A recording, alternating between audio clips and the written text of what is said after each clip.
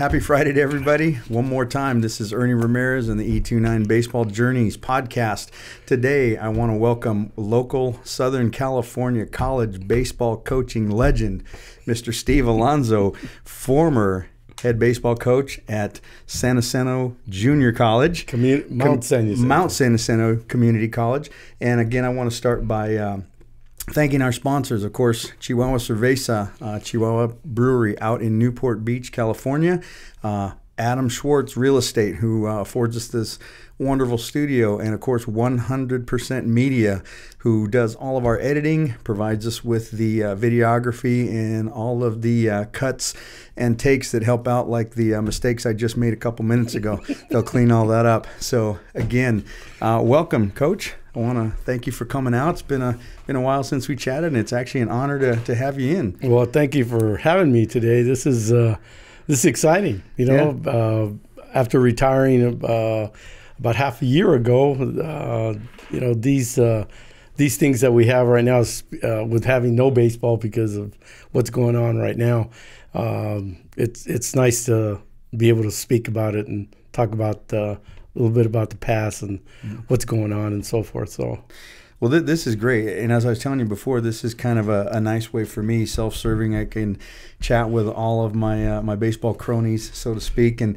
I get to have sit-down chats with some people that I don't really get to sit and talk to much because, you know, now the season would be over essentially, but during a regular time, you'd be starting on something else. You know, Fridays would be busy, or Saturdays we'd be setting something up. So now, through an unfortunate circumstance, everyone has a little bit of extra time on their hands. So, you know, you and I have gone through on text, and, you know, we've kind of run into each other here and there on the field, but never time to sit down and talk. And so I know from, from little conversations you and I had, you have an amazing story.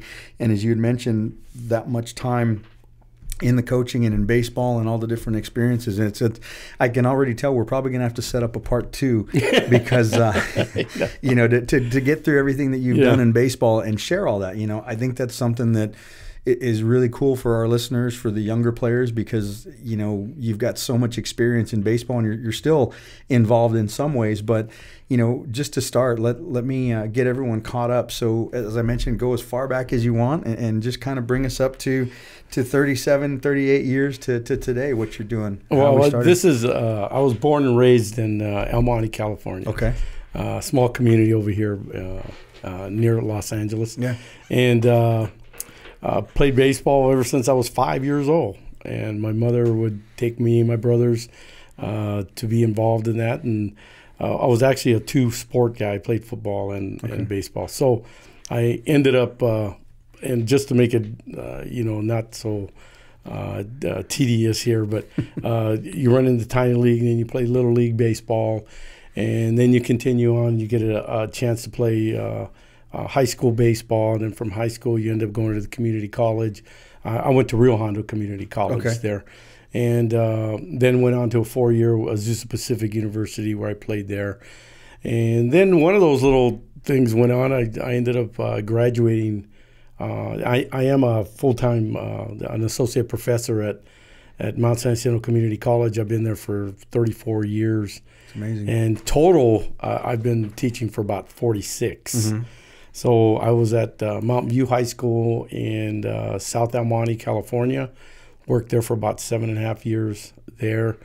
But I got a chance to do a bunch of things, and I think the educational part of it was really the best part of it, because I didn't know exactly where I was going. I actually wanted to be a police officer when I first started going through all this, and my background's just a little bit different than I think other people might think. Growing up in kind of a low-income area, and trying to do things that I was pretty good at. My father was an ex-fighter, and so that was the one thing that we got to learn, was how to box and do these things around what we did, and that's how we grew up. But playing baseball and football, my mother would kind of take us around, and we ended up playing, and found out that all three of us were pretty good, pretty good athletes. So we continue to do things, and I was lucky about some things, and not going back to total things, but playing baseball at Rio Hondo and getting a scholarship to go to Azusa Pacific, and getting hired 10 minutes after I graduated from college to go back to teach in a gang area in South El Monte at Mountain View High School, where that was my job. I got to work with all the kids but I grew up in a situation like that. Part of my the way I felt more comfortable being there and so forth. And they brought me back. And I worked there for 7.5 years, and all of a sudden I get a chance to go to Brigham Young University. My accomplishments, you're gonna have to edit that. Just my good things that I did out of there.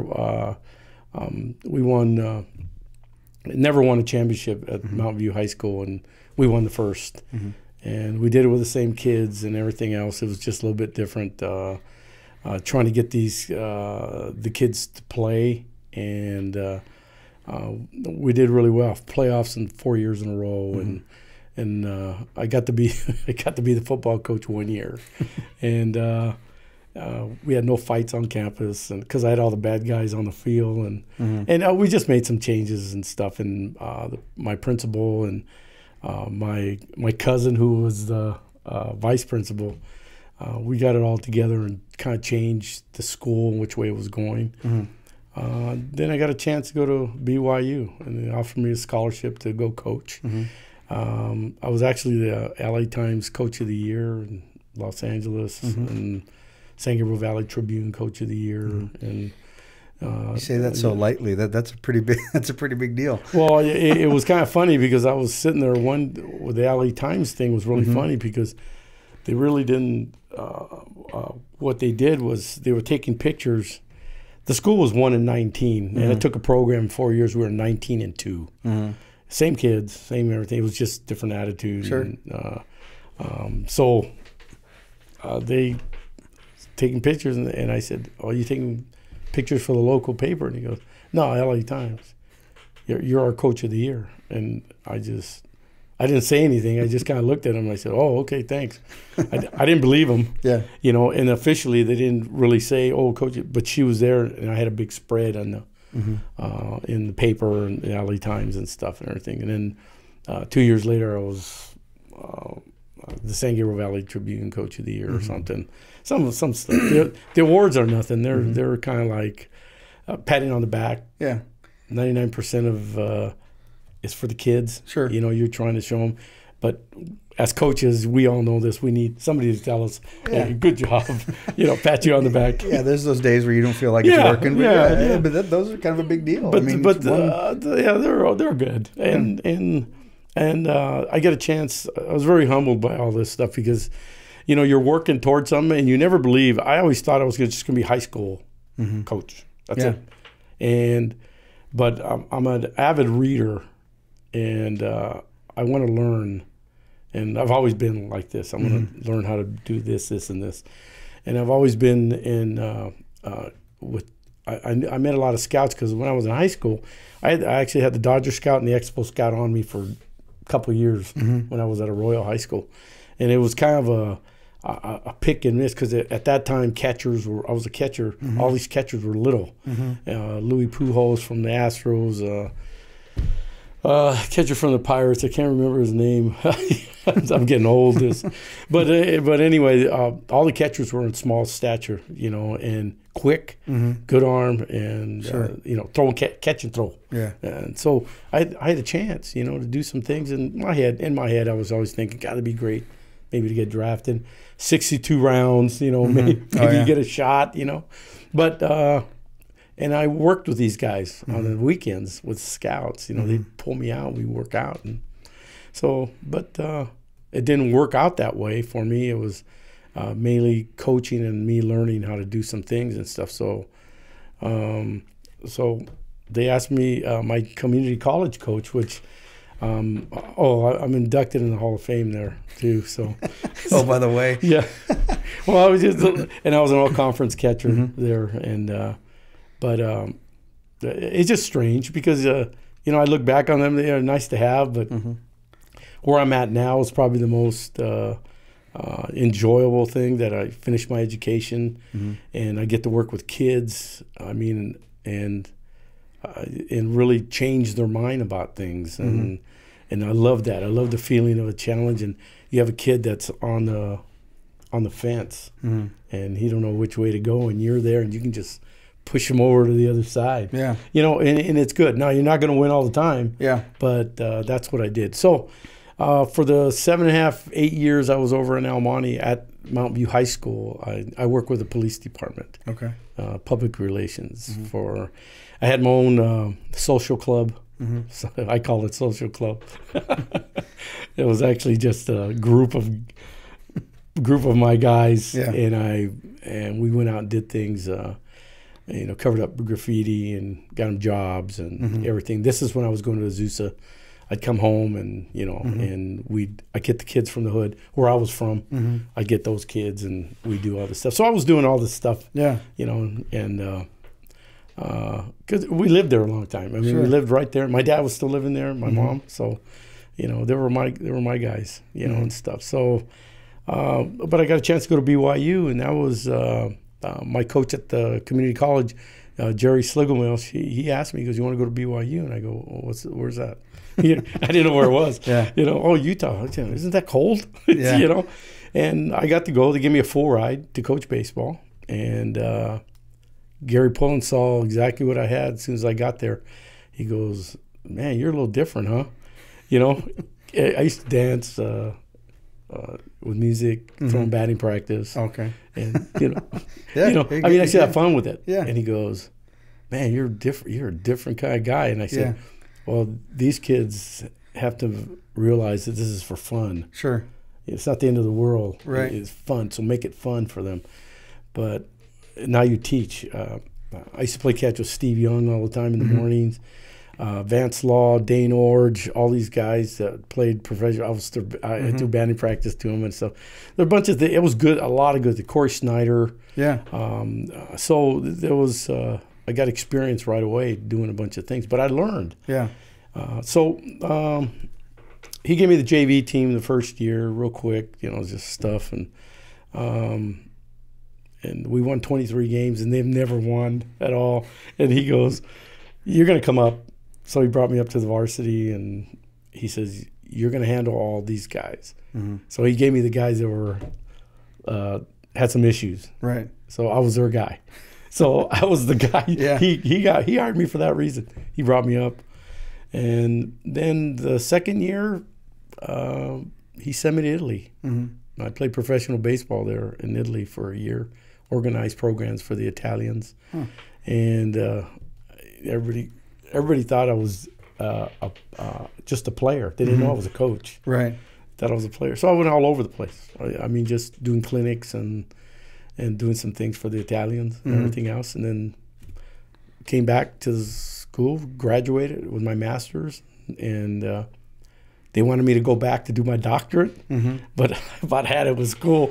You know, I mean, it was difficult. Yeah. I mean, it was really difficult. And I never knew that school could be that difficult ever. Yeah, because you know, you go to a different level and you're trying to do a bunch of things, and it became that. But I got back, and Tony Barbone, I don't know if you remember Tony Barbone. Right. Okay, at Azusa, he calls me up and he says, "Hey, Steve, there's a job over at Mount San Jacinto College." And I said, "Mount what?"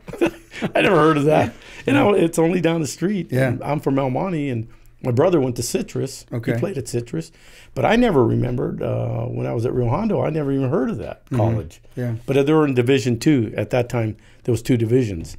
So I said, "Oh, okay." So I got an application. I did some things and stuff. And all of a sudden I got a phone call and said, "Hey, you want to come down and make a, you know, have an interview?" And I said, "Sure." So I drove 12 hours. I drove 12 from BYU.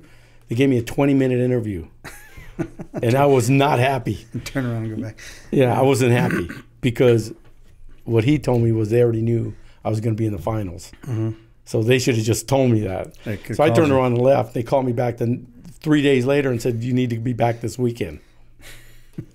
So I wasn't real happy about that. So I come down and end up finding out that I was actually going to speak to the president, and this might be a surprise. I think I don't know if anybody even knows this, but I'm going to say it because I'm retired anyway.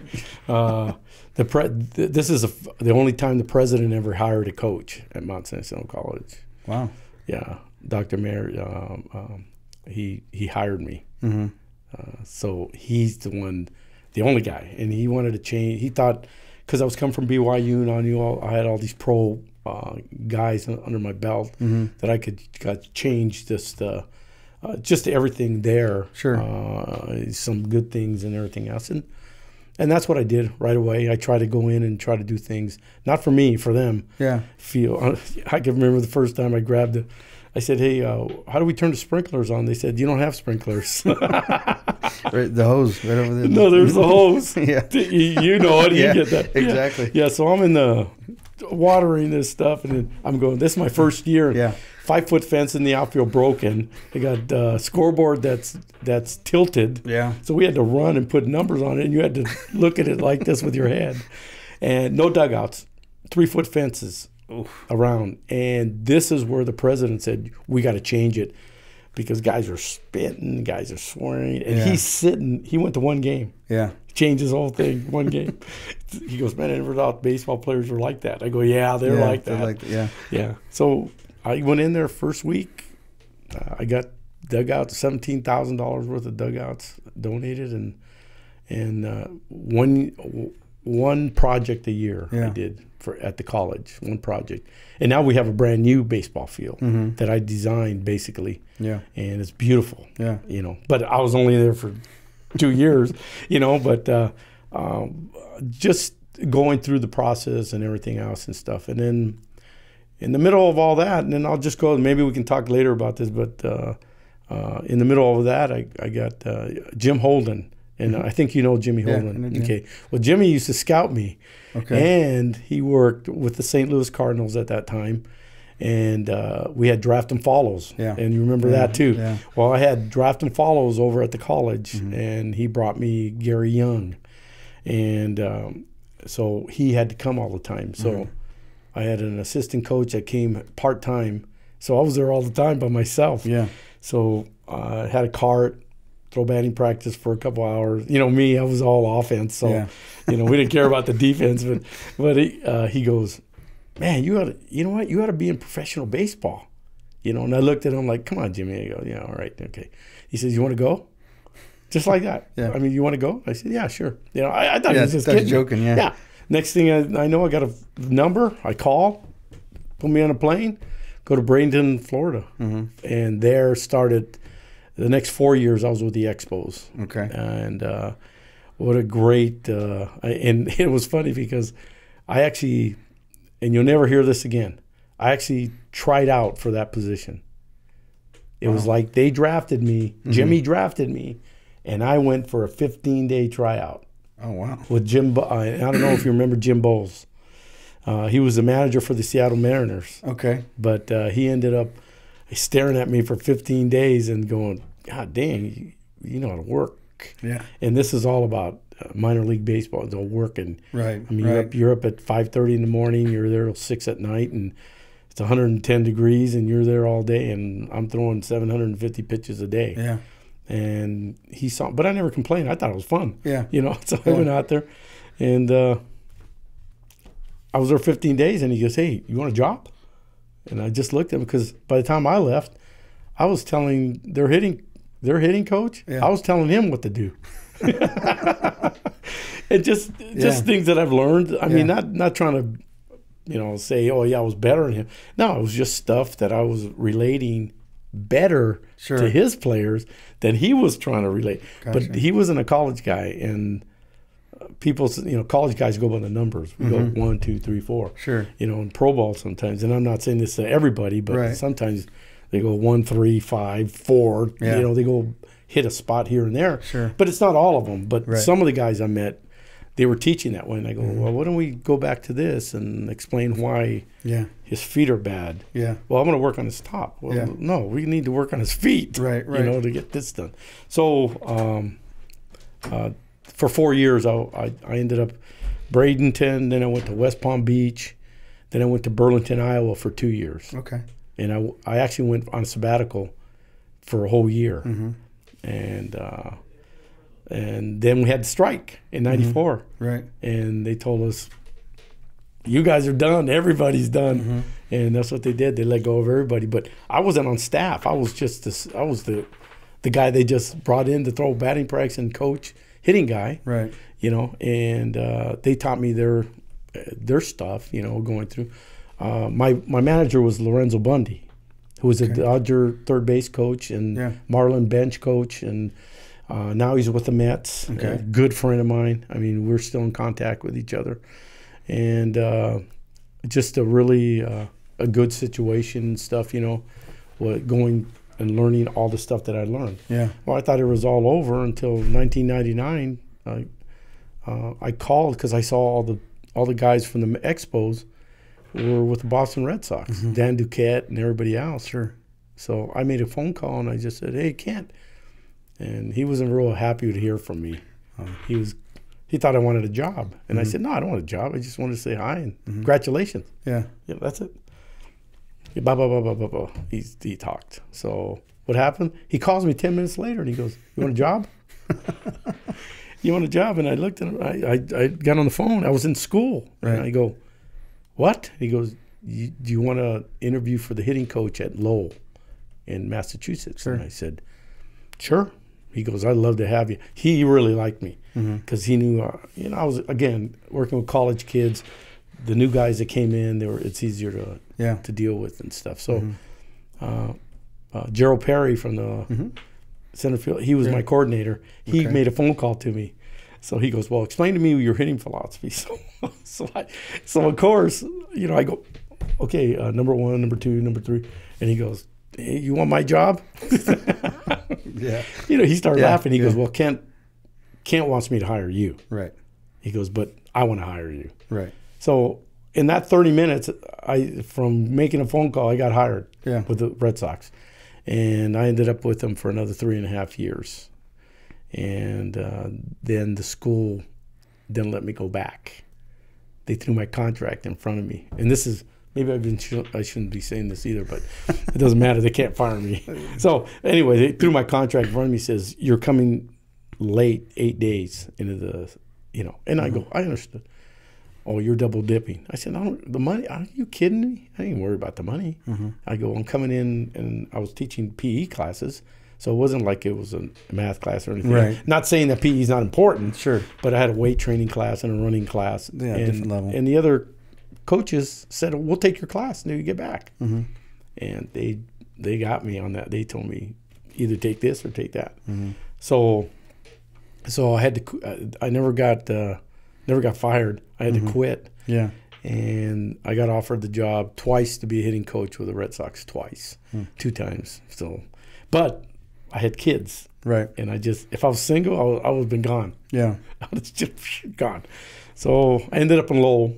And then I came back to the college. And, you know, right now I'm a fitness guy. Okay. And I do all this stuff that I'm doing. This is just a fast pace, what I'm telling you now, because the things, I was really lucky to work with a bunch of great people. Yeah. Arnie Baylor, who was actually, he was a bench coach and first base coach for the Baltimore Orioles this last year. He's a really good friend of mine also. I still keep in contact with him. We're really close. And I worked with Jim Rice for a whole year. So, and he showed me mental stuff, not physical stuff, a lot of mental stuff, which I used at the college. And I was lucky to learn from these guys because I never closed up and said, "Oh, I'm going to do it my way." I just did it. I tried to make adjustments and do the right thing in hitting. So, but that's what people know me for. They oh, Coach Alonzo, oh, you hit. You know, yeah. So I got a nice little saying. I go, no bunting and no ground balls. Yeah. So, you know, and you have this stuff about old school, new school. Sure. And that's what it is. Yeah. It's a variety of both. Right. And you have to teach it that way. I think people gone to the aspects that, oh, no, it's got to be this way. Oh, it's got to be this way. But not Sure. all those kids are geared that way. Mm-hmm. So you have to be really smart and really have a good eye and looking at a kid and saying, yeah, I can do this with him, but I'm not going to be able to do it with him. Sure. So there's,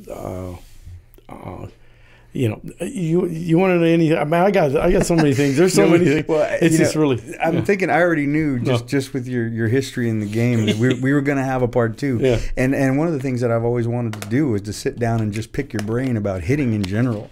Because I've gone out to your facility a couple times, and one of the things, it's funny you mentioned that about the hitting and the pitching. I remember the one of the last times I went out there, and I think it might have been when you had BJ Salisbury. Oh, yeah. And Those Odin. guys. I went out to see those guys, and I remember I went over and I asked you, and I said, "You got 20 different stations for hitting." I said, "You got a pitching coach?" And he said, "Oh, I yeah." remember. He said, "Oh, yeah, he comes on Tuesday." He comes on Tuesdays. Yeah. But I mean, I'd never seen that many different stations, and I remember because both those guys were pitchers, and they go, "Oh yeah, we go over here and we throw." But these guys are hitting. I'll tell you a story about that. Drew Madrigal. Okay. And BJ Salisbury. Yeah. Probably the two best pitchers I've ever had. 13-1 and 12-1. Yeah. And both All-Americans, and both were not going to play baseball anymore. I just saw them and I said, "Hey, come on out." And those two guys were both pro material. Mm-hmm. Why? Because the way they looked at it. Yeah. So BJ and people got on me for this because they said, "How come he's not throwing a bullpen today?" And I go, "Because he doesn't want to." Yeah. That was it. I mean, he didn't feel like he had to throw a bullpen today. Yeah.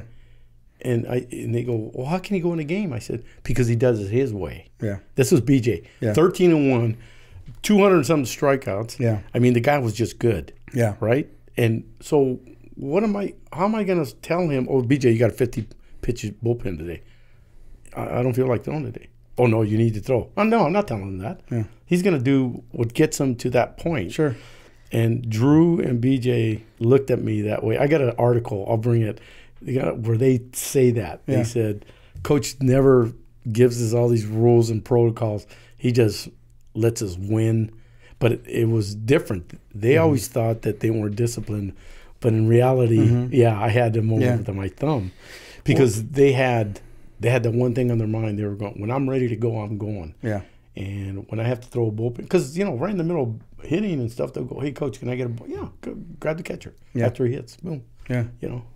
Well, and you've done this far longer than I have, and that was one of the things that we've talked in the past with other coaches is there's no, just like with hitting, there's no one way to do it. No. And from what I remember all the years I worked with BJ, two things. I used to tell people he had the loosest body I'd ever seen. And I go, if you've ever watched Scooby-Doo, you see the way Shaggy. And I said, I've never seen a guy get more out of his hinges than him. And the way that he could just generate that ball and that speed with his body because there was not a stiff bone in his body.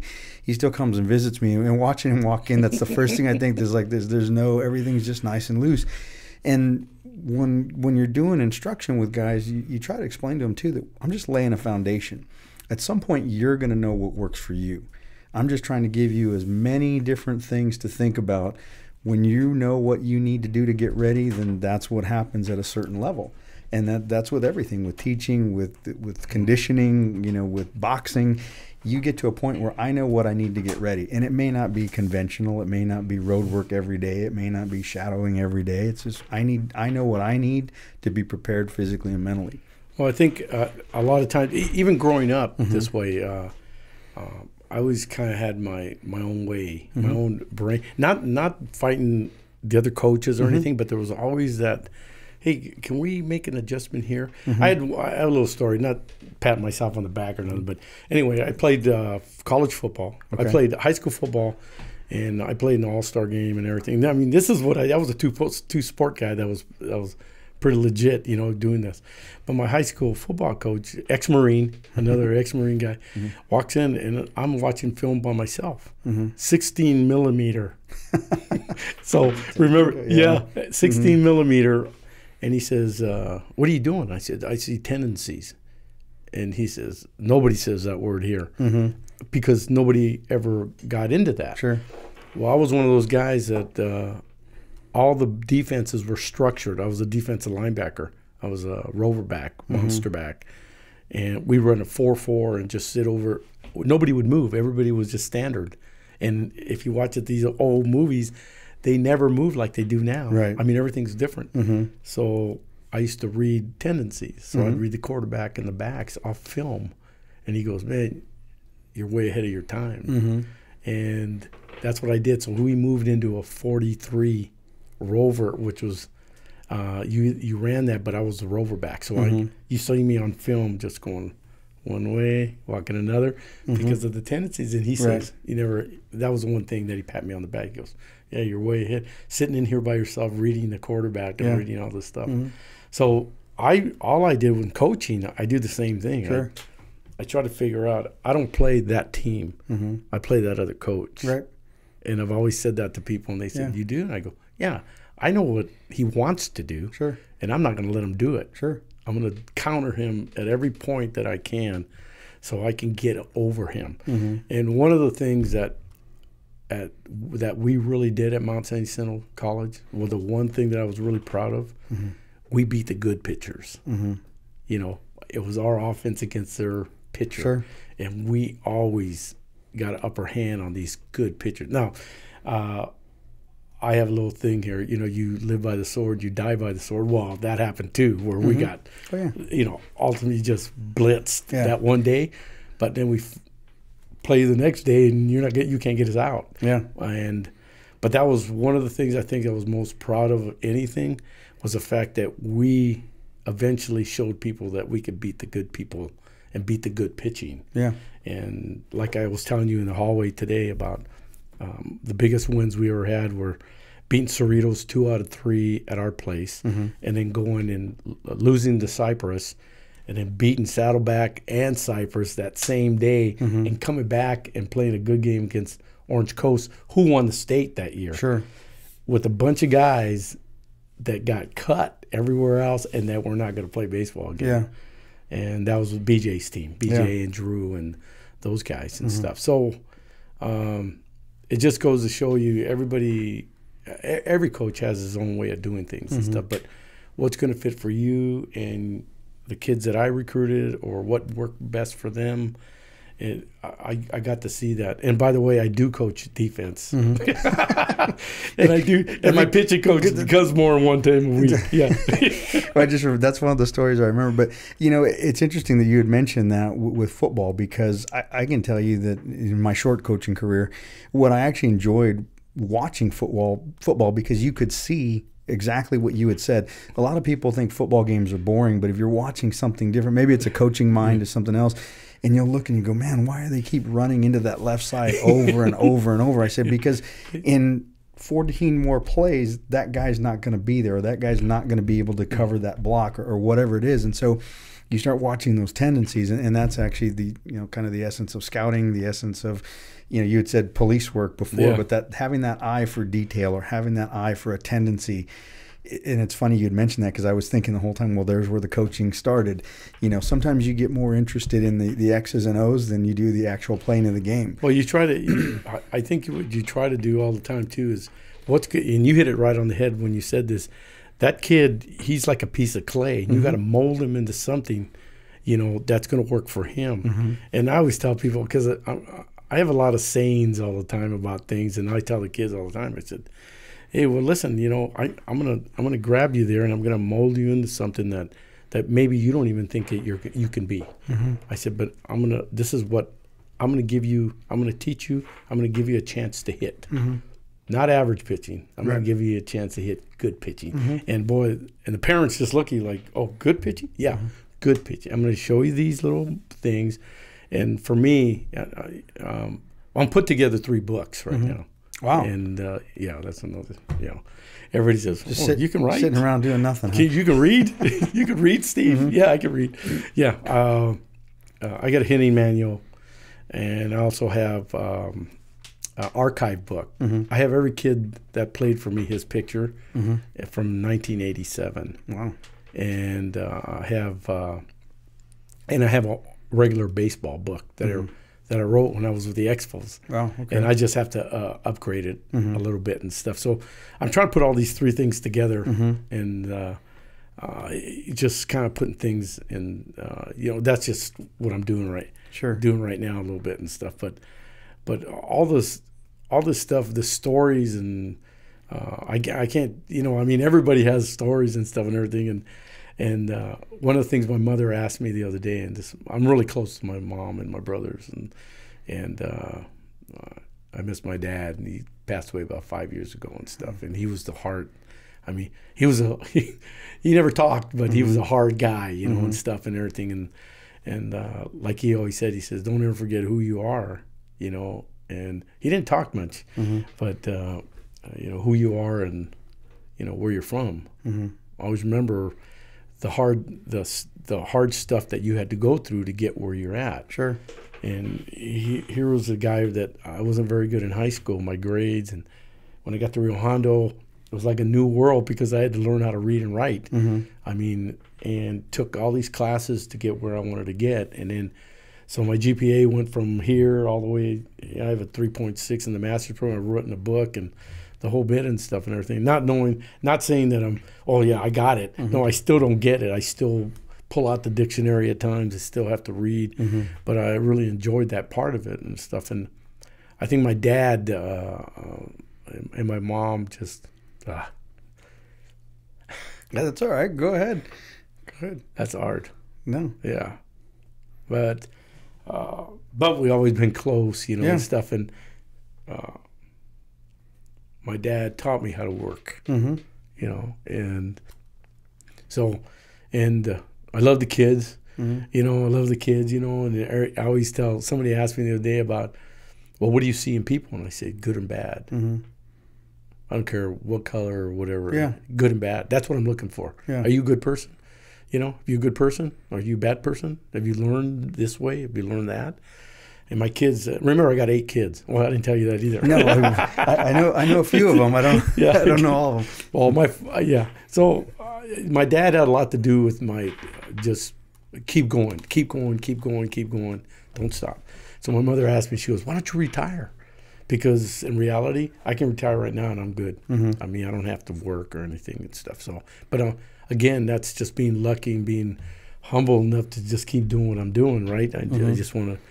And I said, because I'm not done with what I want to do. I said, I still haven't figured out what I want to do when I grow up, and I'll be 69, and everything else. But the age to me is nothing because I work out. I get close with my kids. I have 2 of my sons are CrossFit coaches, so I get to work out with them. And I have one of my daughters is a military. She's a IT. She hacks, and then for the Army. And then my other one was a medic in the Army. And I have my oldest son's a nurse at Long Beach Memorial, and my oldest daughter's a nurse at Torrance Memorial. And my granddaughter, I take care of her now, and she's going to start working with her mother at Torrance Memorial. Wow. And so, I mean, they're all there, and they've done a good job, the kids. And stuff, and that was just, they're all athletic, they're all into this and this and this, and that was just me doing what I was doing in being an athletic, just trying to tell them to do the right thing, trying to be good people, and stuff, and we're real close. We're a close family, and that's what. That's great. I mean, that's a big testament, and I mean.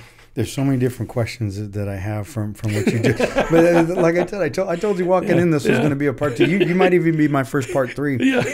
So, because, thinking about that, going back to where you were talking about earlier, I just had the conversation with Joe, who you met on the way out, and he and I grew up together in Rialto. And so you were talking about going back to your old high school, and, you referred to those as your guys. And you related to the guys that came up the same way you did. And so you could see that early on you had that passion to just help people. And so part of the reason that, when I started doing this kind of show, we'll call it, is because there's more to baseball coaches than just baseball. And, for so many, because like I said, our conversations, I consider myself pretty perceptive, but I know from our conversations that we've had, most time you didn't you and I haven't had a lot of conversations, but I always felt like you were easy to talk to. I always enjoyed your conversations. I always enjoyed the story. I mean, and I had a lot of respect for you as a coach, but also because of the way the kids talked about you. So I know you were good to the guys that came through your program. So that told me that you also understood that it is more about baseball, because you're there on the field, but that's your classroom when you're out there. You're teaching them how to be good men, how to be good guys, good brothers, good fathers, good workers, whatever. You know, you're sharing all of the things that your strong family shared with you, and you're passing it on. And so a lot of times that gets overlooked from some coaches. So doing this, it kind of gives me a chance to put coaches and men like you on a bigger forum, hopefully, so other people can see it. Because, there's a lot of guys now that won't ever get to play for you. Which, you get to that point. Yeah. But, I mean, there's still things that they can learn from guys that played for you or people that you know in the past. And so, that's one of the cool things about talking to you is there's just so much on both ends. And, that sense of community that you had early on, wanting to go back because your parents still live in that town and still caring about that area that you grew up in because it molded you. It poured into you before you moved on. Well, was it eventually my mom, my mother lives in Yucaipa now, and my brother moved to Yucaipa, and my other brother lives in Highland. And and then we live in Hemet, it is right from the get-go. My whole dream was, is anybody listening to this? My whole dream was I really wanted to be a doctor and play the piano, which I never got to. You can still play the piano. Yeah, but I never got to. Yeah. And somebody always looked at me, they go, "What?" Because they didn't see it in me. But I eventually went to Rio Hondo Community College to become a police officer. That's why I went, to do that, because I knew I was going to play baseball, but I didn't think, I was pretty good, but I didn't think maybe I didn't want to play, right? But all of a sudden I got these chances to go somewhere else, and second thing was always wanting to work with kids. I wanted to buy a big old recreation area and hire all those guys from the hood. To come in and work for me and do some things and do some things for some good people and everything else and stuff. And I shouldn't say hood, but anyway, they as I went on and stuff, I started understanding that I could reach a lot of people just coaching, just doing here and doing that, and So actually, I ended up being a speaker at BYU because my background was so different. They go, "Oh, well, has anybody been involved with gangs?" I raised my hand up. And then they go, "Anybody been involved with drugs?" Oh, my hand went up. "Has everybody been through a drive-by?" Oh, my hand went up. And they were looking at me different. They're going, "Holy cow, they got a whole different background." I said, "Sure, yeah," and it doesn't bother me because that's where I live. I mean, that's what I've grown up through.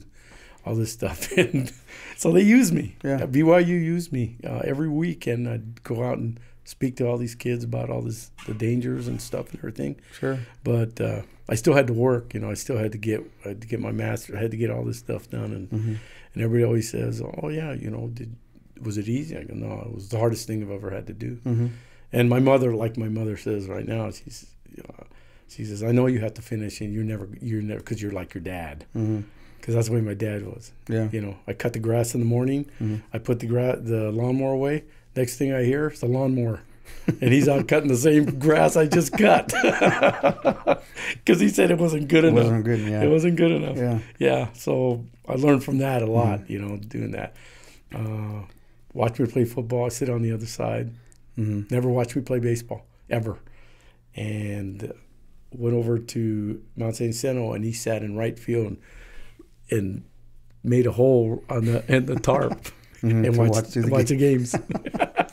Nervous or just didn't? No, he's just by himself. Kind of be out there by himself. Yeah, that was him. It's different. Everyone's got to do it. Because I remember I had some parents like that, and when I was coaching, I'd see them getting set up, and then after the game they'd walk by and just throw the arm up, and they just didn't want to be around all the hubbub. You just kind of watch the game and go, and everybody's got a different view. And then going back to, a lot of your career, a lot of the stuff you were talking about when you were at Mount San Jacinto, I remember all of those things, when you were with the Red Sox and the sabbatical, and mostly from guys, you remember Brian Betancourt? Yeah, yes. So he and I still text back and forth, and I remember him telling me when he was out there with you, and, it was just interesting to me, guys like you or guys like Dennis that had that longevity. And I kind of, when I'm talking to players about picking schools and talking to Rudy now, I had Rudy in a couple weeks ago, and I said, it's different because you want your kids to be around solid men, not coaches. And you having kids and having sons, I'm sure you look for the same qualities in coaches they may have had or things like that, because it's important for them to see different things. Like you had said, that perfectionism that you had from your father. I'm sure you have a great attention to detail too when you're working on the field. And that's something that they can learn for anything, or your story. The kids that were fortunate enough to get to know you like this would probably be able to pass a lot more than baseball on just your perseverance and the situations you've been through. And, you started off wanting to do one thing, and then you ended up in a totally different, area. And then that took you into coaching at the professional level. There's just so many different avenues that you've done for kids to look at and pick a lane and learn from. Well, it was kind of, the professional ball. I was almost cut out to be in that level right there, just because I think after a lot of years in the college and stuff, now you start learning more as you're in professional baseball. And, sure. And I just fit. I fit because of the way I worked and the way I was seeing things, trying to learn more things. But at the college level, you come back and stuff, and you really get to change. Like I told you that earlier, you really get to push a kid over the fence. Yeah. And you can tell when he has problems. You can tell when he's, like me. I always tell him I'm a banker and a psychologist, and, and all this stuff. And I did things for them. We used to have I used to buy peanut butter and jelly and cookies and sandwiches. And I put them before batting practice. Games, they got stuff to eat before a game and after the game. Yeah. And they could not believe. I said, "You guys are big leaguers. Let's do it like this." So people would come in. I took Nick Fuscardo in there. Go, "Hey, you want a sandwich or something?" We go, "What are you talking about? Come on in." He goes, "You got a spread in here?" And I said, "Yeah, just call it." He goes, only you, Alonzo, would do all this stuff. But that's for the kids to feel good about themselves and say, sure. You know what, man, this is good, man. I'm getting treated really well and everything else. And that's what we try to do. We try to make sure that they understood that it's just a game, and they're going to give what they have for this game. Yeah. But education, like I told them, you have to go to school. If you want to get where you want to get, you're going to have to go to school. You're going to have to learn all this stuff and do it the right way. Don't do it backwards. Do it the right way and stuff. Be a good citizen, I tell them. Yeah. You have to be a good guy, because nobody wants it. Nobody's going to hire you if you're that. Yeah. It's not going to work that way and stuff. So a lot of things for me was personal. A lot of, got personal. A lot of pull guys aside, all the time, and what's the problem? What's going on? And stuff, or talk to their parents. There's something going on with him. And stuff, because I think I felt that a lot quicker than maybe people thought. And he was first all the time. The kid was first all the time, no matter about the game. I just, hey, go pitch batting practice. Come here. And I'll handle that. Try to handle that as best you can. Yeah. Now, you're not going to save everybody, or you're not going to be able to get to everybody. Right. But it was always open. The door was always open with me. And people would, just this this last New Year's, I had Joey Wall and Rigo, and they're from Ramona High School. Yeah, the four of the guys, they called me at New Year's night from Iowa or somewhere, and hey, coach, and here's guys that I was told that they had issues, but we straightened a lot of things out just by talking and trying to get some things done. But I was so happy about that. They called me like 2 a.m. Yeah. Happy New Year, coach. And here's guys that you never thought you could never even deal with and stuff. Yeah. But I love all those kids, and I remember every kid that's played for me. And this is the thing. That's why I've kept everything. I've kept all the team pictures. I have over 2,000 action shots. All this stuff I have that I'm putting together in a book. All the records, and I got surprised myself looking at all this stuff. We've had 33 guys drafted that nobody even knew. Yeah, and see, half of those are pictures. See, so I knew a little bit about that. That can be the first page of your book. But the first page of the book, yeah. So there's a lot of things, and I mean, like you say, you can go back and there's a lot of things I didn't tell you. Yeah. Just by going, like in pro ball and in college and stuff that I did, and in Mount Sandy Sentinel, just redoing things, trying to do things for everyone, and I don't know. I'm just I don't feel tired at all. I don't feel nothing. I mean, and right now I just.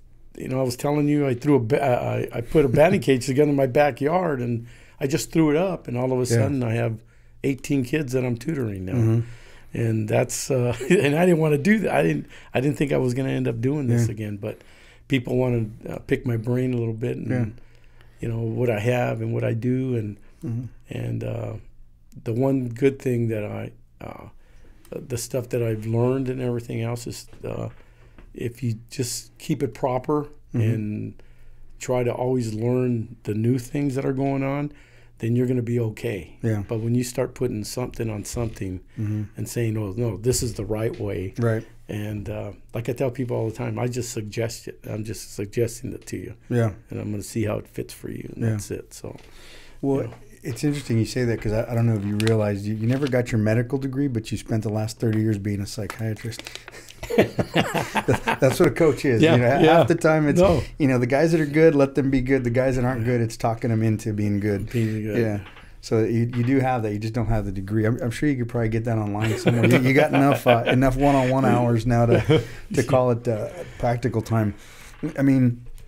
And it's hard when you talk about now doing the one-on-ones. You've probably done a lot, and then even in the minors, working one-on-one with guys. Me personally, I've always felt, and I realized that about myself, even when I was coaching, I always felt better doing the same thing, pulling guys aside, talking to them one-on-one, because you can, you pull that macho away, you pull that ego away, and guys can open up to you about what is really bugging them at the plate, or not even with baseball, especially with younger kids, high school kids, even college, different set of problems, but it's usually somewhere in here that unlocks the physical stuff. And so I just always felt like I was more beneficial to the guys that I could pull aside and talk to them and then let them go play.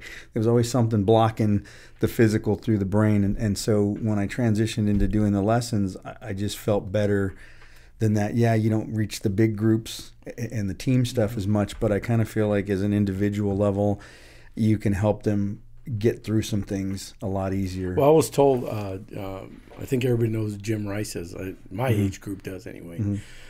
He told me one day, he goes, "Don't ever think it's physical." And I looked at him, I go, "What do you mean?" He goes, "Don't ever think it's physical. It's mental." Yeah. And I'm going to teach you that side of it. So he showed me a couple things that I needed to do with the kids.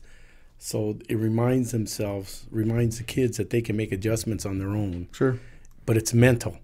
So he says, when you find that problem, he goes, mentally, you try to figure it out here.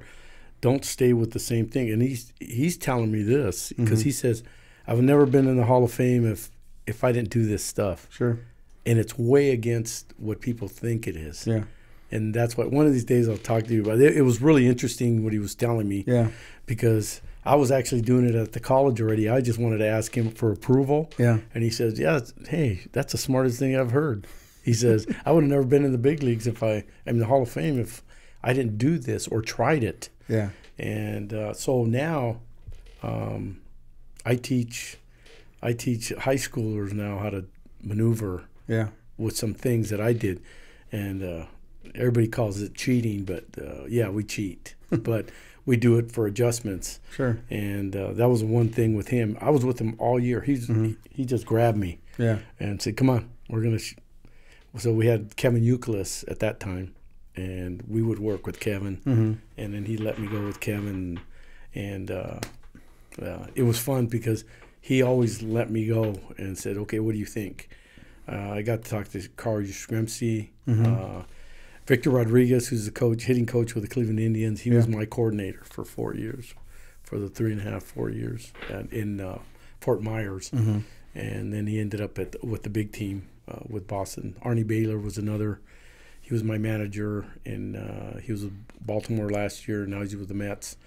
And these guys were all hitting guys. These guys are just, they want to do all this. I mean, you talked to him, Jim Lentine. I think you know Jim. Yeah. He's a scout. He's the head scout for Toronto now. Yeah. Well, he's a hitting guy too. Yeah. So me and him got a little. We didn't get an argument. Right. We just talked. Sure. And he's an old school version, and I'm a old school planted with the new school. Yeah. And that was Boston's deal. Boston's deal was bottom half, pop, power, and this is one of the things I teach elevation without telling you elevation, but I show you the drills and I show you how to do this without telling you to do that. And then I'll show you the degrees. I'll say, okay, this is 0, this is your minus, this is your plus, here's where you want to go. So everything's it steps, everything, and I have it all written. And it worked out pretty good because I was lucky again that I was able to work with guys that were really good on the offensive part of the side, offensive side, and I took that all in and I just rewrote a bunch of stuff because it fit this age group. Sure. And because big leaguers, they're going to go on there. I do it this way. You're not changing me. Right. I'm going to do it my way and everything else and stuff. But I think the funnest thing I do is to do this. I have fun doing it. Yeah. And every time I go out and I had some of the parents ask me the other day, go, well, what kind of machine do you have? I said, I don't have a machine. Yeah. I throw. So I'm throwing all the time, and stuff, which makes it you're involved in all this other stuff, and stuff. But go ahead, you can ask me anything. No, I'm gonna say a part of me is keeping from going into the hitting stuff with you, but I don't want to bore everybody. No, you know. I mean, because there's so many things that I want to ask you, and it's funny because you talked about the reinforcement from Jim. I wanted the reinforcement from you because we do a lot of the same stuff too. But it's funny because most of when I get the older guys in, a lot of it's conversation, and when we run our summer league program, I tell people a lot of what I spend the time doing is teaching them what the word no means. And they say, what do you mean? I said, well, because I'll ask them about different aspects of hitting, and then I get, well, my coach says don't, my coach says don't, my coach says don't. I said, okay, well, when can you? Because you've got to have something out there that's athletic. You can't just, if you're up there trying to go through the checklist of things you can't do, when do you get to the things that you can do? And so a lot of it is just getting them to just relax and understand. The beauty of baseball is it's a failure game, but the best part about it is you can always overcome that, and you're going to be here one day, and then there's going to be a day you want to put all your stuff online and sell it, and then the next day you're going to, no, real quick, guys, we're salesmen. Yeah. We're selling something. Yeah. And we're trying to sell it to you so you can buy it. Yeah. Right? Exactly. And I think one of the funny things is those kids that we have now that are 9 years old, 10 years old, 11 years old, they're going to be hit by 50 different coaches. Yeah. Plus their parents yelling it from the stands, telling them, get this up, do this, do this, do this. So, and I told them, I said, hitting is hard enough. Yeah. Without people getting in your ears about this, this, and this. Yeah. Now, I'm going to show you this way, and I have it all in. What worked for me is that I have it all in numbers. 1, 2, 3, 4, 5, 6. So if I told a parent, if you want to yell at him, just yell the number at him. Yeah. That way he understands the adjustment. Yep. If you can tell him like 1 is just a plate coverage, get off the plate or something. Just say, hey, 1, and that way he can adjust on that number instead of you telling him, get in, get up, get up, and stuff. Because oh my gosh, I go to high school games and I kind of like, whoa, man, these parents they are all over the kid. Oh my gosh, about this and about that. Let him hit. Yeah. Let him relax and hit and stuff. Him, you can see his fingers, knuckles. Yeah. Well, it's funny because you watch little kids and they're looking 3 different directions other than the pitcher.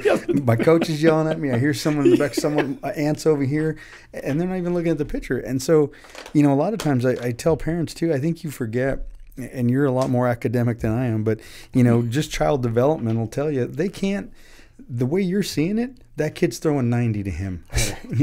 He might be looping it to you, but to that kid, that ball, there's a lot more going on. I don't want to get hit. I got mom yelling at me. I got coach yelling at me. They're doing all this other stuff, and they're trying to process all this in that 1 1/10 or whatever it is, and it's just hard for them to figure that out. So kind of try to reinforce the part that, hey, I can strike out, but that has nothing to do with my next at bat. Well, I had to talk to I had 2 7-year-olds and a 6-year-old yesterday. And I told the father, I said, he's 7. Mm-hmm. He's 7, Mm-hmm. Okay? Yeah. It's okay. He's 7. Yeah. As long as he gets used to swinging the bat and having fun swinging the bat. He's 7. I think I told him like 10 times. Yeah. He's 7 years old. Because the dad's all over. I said, hey, you got to back off a little bit, man. I go, let the kid swing. He swings really well. Yeah. Just let him swing. Have some fun and stuff.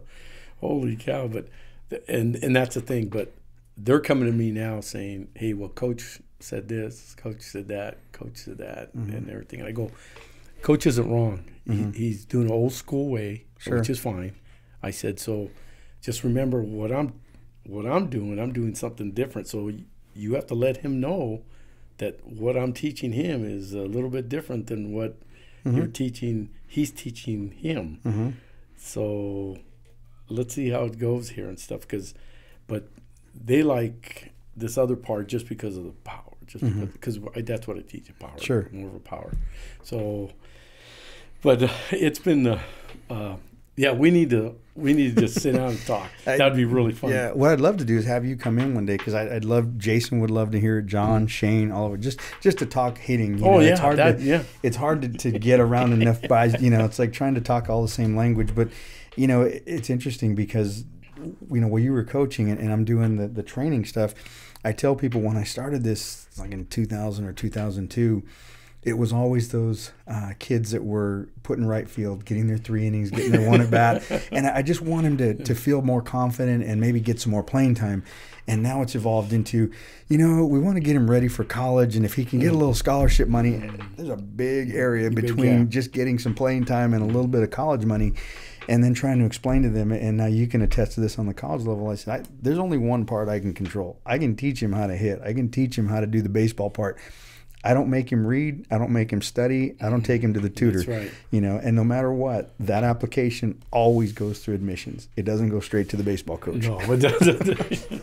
So they still have to do their job. Yeah. And again, education be first. Sure. Baseball or any sport is just icing on the cake. Yeah. That's just extra. Yeah.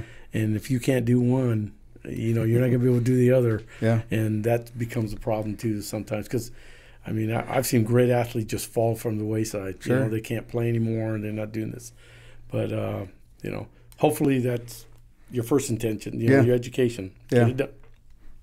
You can pick anywhere you want to go. You get your grades. You can get anything you want to go if you become that ball player. Sure. So, but...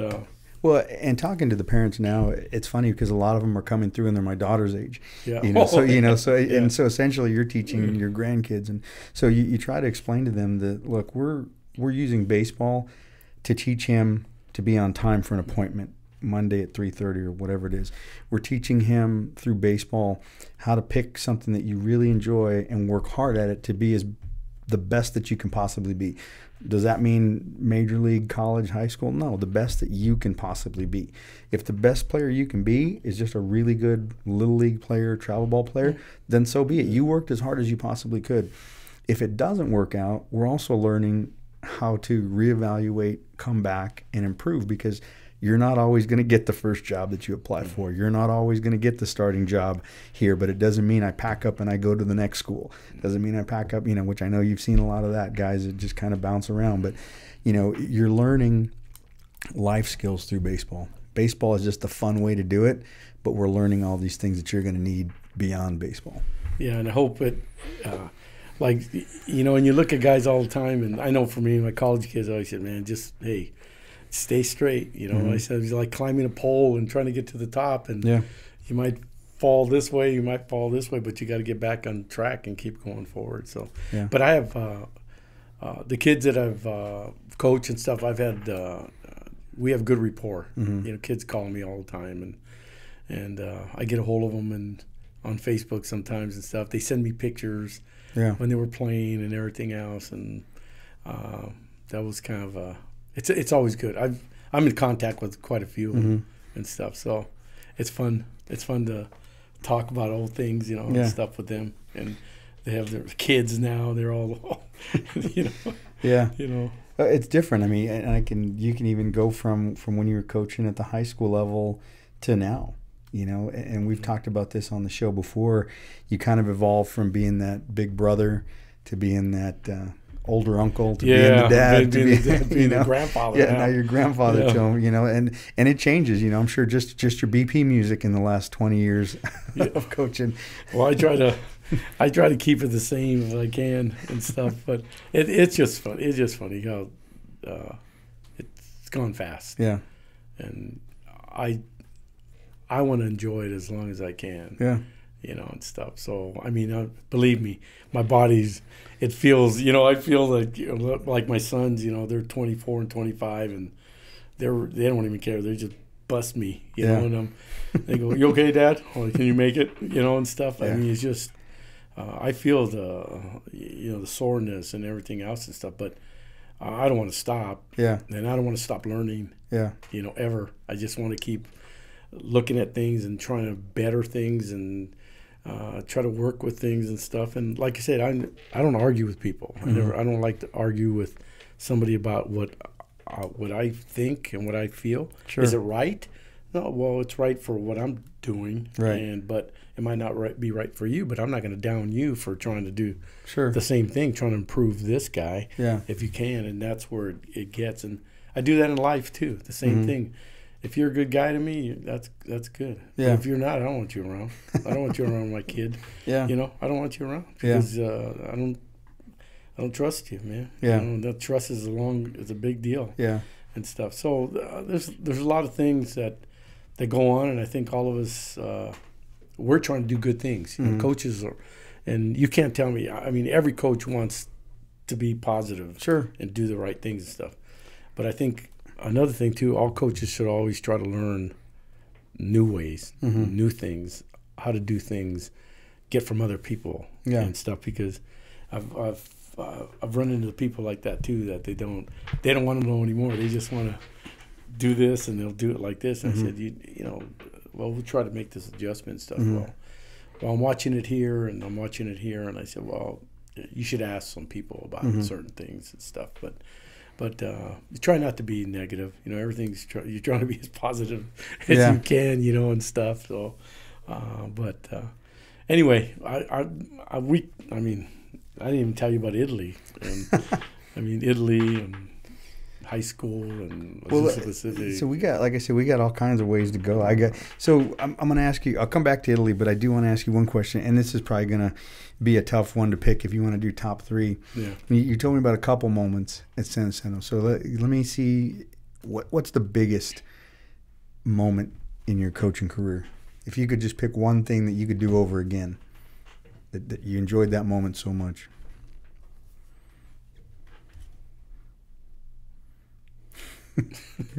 Top five? Yeah, there's probably more than one. Well, my first win was pretty fun. It was, but I think overall, how consistent we were in all the years hitting the baseball. I can't. You know, we hit over 330 as a team in the 32 years. Wow. And the last 4 or 5 years, the last 4 years, we were actually under 300 for the first time. And no excuses, but we had a lot of injuries in these last past. And I don't know why, but we ended up with a lot of injuries. But I think I looked something up the other day, and I was shocked. I was surprised because I never really looked into certain things. And we had 1999 to 2013. It was just something that I saw. 99 to 2013, we went 14 straight years batting over 330 in a row. And And even one of my friends goes, "Man, that's impressive." And I said, "Well, I didn't get the other 20 years that we hit over that." Yeah. And I think that was probably the most like fun thing for me to think back, saying that we were really good. Yeah. I mean, we really did some good things. And not saying that, oh yeah, you did all. No, it was the kids. I'll tell you something. It was a lot easier to teach hitting than it was having to catch the ball. Yeah. And yeah, I ruined a lot of kids. I tell you, I had a shortstop from. I hope you don't mind this, Pete. Pete Ulibarri from San Bernardino High School. Okay. And he came over, and he was, I guess, touted the best shortstop in the whole county. So he came over, but he only hit like 210 or something. I mean, in high school, 210, 212, not very good. And he came over, and I completely ruined him. He couldn't catch a ball, but he hit 340. That's fair trade. Yeah, it's a fair trade. And people, well, for me, it was a fair trade. Well, I mean, considering just Southern California junior college baseball, considering hitting 330, I mean, just going on the hitting side, you take that number, and then you look at the other side, all the guys that have come through on the mound, and all your Southern California JCs, in the last 30 years. I mean, to have that number to match up with the pitching that your guys have had to face over the past. I mean, there's not too many junior colleges that I can think of in our area that haven't produced some quality players on the mound. I was just. I mean, the more and more I read all this, the more and more I looked, I go, we were really consistent. That with different guys every year, so it did. I kind of like enjoyed that moment, knowing that every year I knew what we were going to do. Yeah, I knew that we were going to be able to do that, and I think. And then all of a sudden it was like, oh, you guys can hit. You guys can hit. You guys can hit. It was every year it was the same thing. Yeah. We're coming in town. We're coming, and you're gonna have to get us out, and stuff. And coach from Southwestern, Jay from Southwestern he goes that he loved playing us. He goes, because we're just like an American League team. He says, all we're going to do is swing, because he knows we're not going to bunt. Right. He knows we're not going to hit and run. Yeah. He says, we're just going to go up and play baseball. And that's what we did. He said, man, you were my favorite team to play against, because I didn't have to worry about things. Yeah, you kind of knew what you were trying to game plan for, which is in itself. I mean, if you could stop it, that's one thing. But that's kind of the essence of baseball, the other thing, too, was our rival San Bernardino Valley. And it was on. I mean, it's on. Yeah. But we were good friends. I mean, it was just total. When we walked down the field, it was total just competition. Yeah. And with Stan and being a good friend of mine, and Billy Meserich being a good guy, and those guys there and stuff, it was on. I mean, but that's the other. Somebody said, "Well, who's your rival?" And I said, "It was San Bernardino." Yeah, it wasn't COD or Victor Valley or Barca. It was those guys, and stuff. And wins. So I think the first time we went to the playoffs, every time we went to the playoffs, and we knocked off number 1 Santa Ana, Matt Conley. Okay.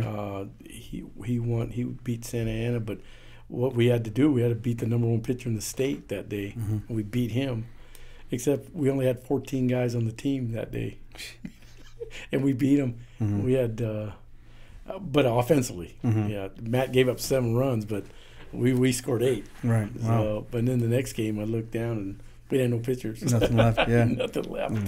But I think I could point out a lot. I mean, there was just a bunch of things that were always good. All the kids getting drafted, the kids that nobody didn't think they had a chance, and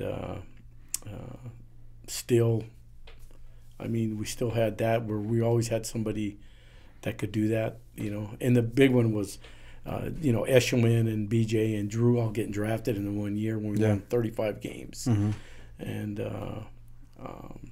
But I don't know. I think more than anything, it was about the kids. Yeah. I had fun. I had fun with all the kids, and I think that was. And even when I retired, I don't miss it. No. No, no, I didn't. I didn't like to travel anymore. Yeah. As soon as if they would have kept us in the South Coast, Yeah. I would have stayed another year. But they put us back in the Desert League. Yeah. And I told them I'm not driving. Yeah. I've been driving for 33 years to the same place and going to the desert and everything else. We're 10 to 14-hour days in college. And I told myself, because being in minor league ball, I was on a bus. Right. So, that was 8 years. And then I was 2 years. You heard of the Pittsfield Dukes? Mm-hmm. Okay, I opened that up. Oh, wow. I was the boss there for 2 years. Wow. Yeah. Dan Duquette was a really good friend of mine. Mm-hmm. So he had me come in because the Red Sox didn't hire me. Sure. Well, no. Let me put it this way. I couldn't go back to the Red Sox. Right. But the Collegiate League got off a week before school started. So Okay. I got to do that for 2 years in Pittsfield. So I put it together. Okay. And drove everywhere. Yeah. So I've been driving for 46 years, and right now I had a hard time driving to Riverside.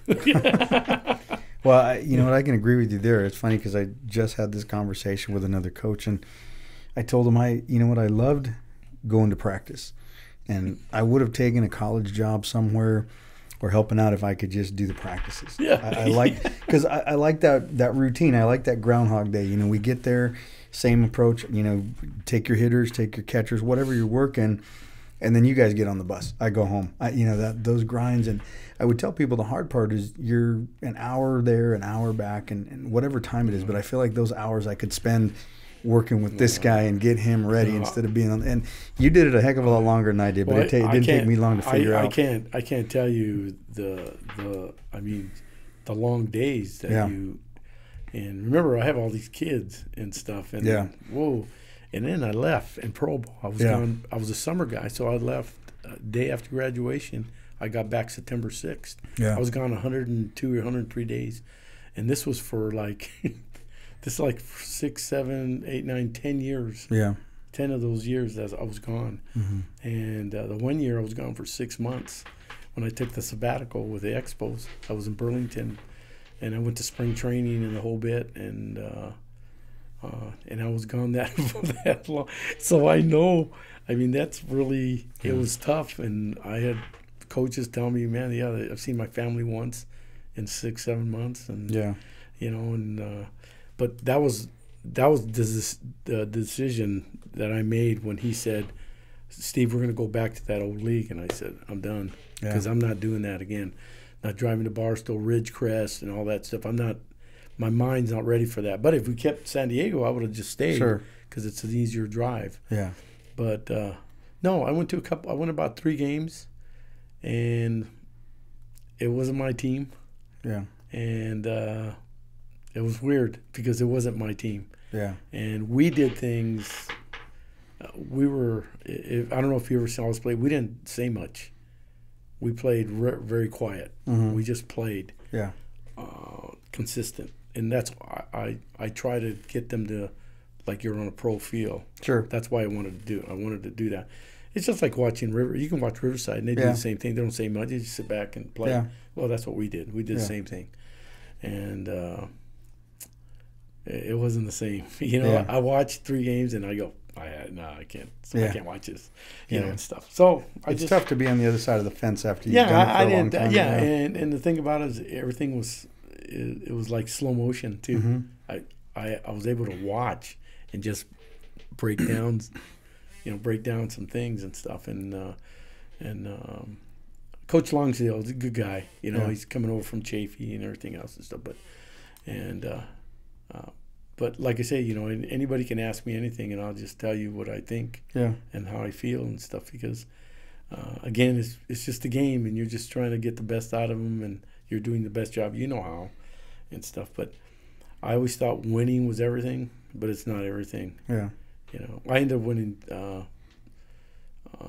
604 games, I think, or something. Wow. But overall, as a head coach, I think 800 something. But total, I didn't add the BYU stuff or the minor league stuff. Right. Yeah. Wow. Probably won over 1,500 games as a coach. You know, how many games do you think you sat in altogether as a coach? Jeez, man. Probably over 2,500 maybe. Wow. 3,000. Yeah, somewhere in there. Because remember, I actually played a 142 game schedule one time. Yeah. But you got to add all the spring training stuff. So it was about 162, 107. Yeah. And then even the minor leagues when we played 76 games in 79 days. Yeah. That's what but we already played 10 games in the 2 weeks I was down in Fort Myers. Yeah. We were playing 10 games, and we were playing 80, 90 games. Plus, that was my high school. That's 40 games. So I'm going through 140 games season a year for almost 10 straight years. So, and no, I'm telling you, No, I get you. That's a lot. And from the outside, people don't really understand the grind. You know, and I remember there was times where I'd have I won't name names or schools, but I had coaches at the shop looking at guys, and sometimes they'd come in after games, and they'd come in uniform. Hey, can I change? Yeah, whatever. You guys want lunch? Whatever. And I'd talk to him, and I'd tell him, like, man, I wish I had that energy, to do that. I could do one or the other. I could sit there and scout a guy, or I can coach a game, or I can run a practice. I said I couldn't do all three in the same day. Or, when they come to town and I'm going to run over here at 1 o'clock and watch this practice, then I'm going to hustle back to the game, get in the dugout. I said, my brain just doesn't work that way. And you really appreciate how much, coaches like you love baseball and how much you enjoy being around it. And it's just that treadmill, that hamster wheel over and over and over. That grind is just... It's tough, and it's hard to get away from it because it's something you've done, for you, what do you say, 40 some odd years? Yeah, I mean, 46 years. You want to hear my nicknames now? Okay, go ahead. My first one was Lorenzo Bundy was watching me. I met him in Burlington, so I got there because he went down, and the other guy went down. They couldn't throw. They had nobody to throw batting practice. Mm-hmm. And they called me and said, "Hey, you want to come up and throw BP? Be the bench coach." Okay. Yeah, sure. Okay. So they flew me out right away. I mean, I was one day and I'm back on. Yeah. And I started throwing and stuff, and he's looking at me going, "Man, where'd you come from?" He told me. That's what he said to me. "Where'd you come from?" Well, he called me Psycho. That was my first nickname, Psycho. Mm-hmm. And then he started buying me the Rabbit, the little battery. Oh, yeah. Little Rabbit. He was still going, so they used to call me Still Going. Mm-hmm. But then when I got with the Red Sox, it was Zoe. Yeah, okay. Yeah. Because, it'd be more proper. Yeah.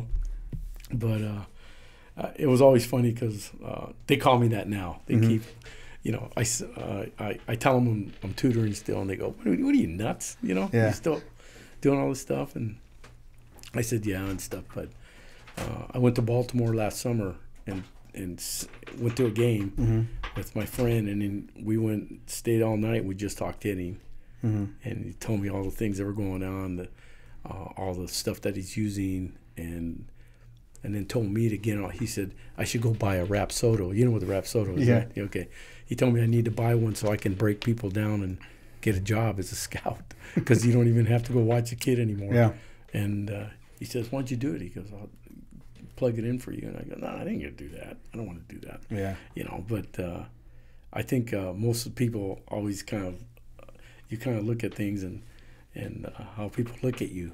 Mm-hmm. And it never got away from me. The whole 10 years I was with all these guys and stuff, they all knew. And then right now, I don't know if I should tell you this. Okay. Yeah, I'll tell you. I got a chance to go back. Mm-hmm.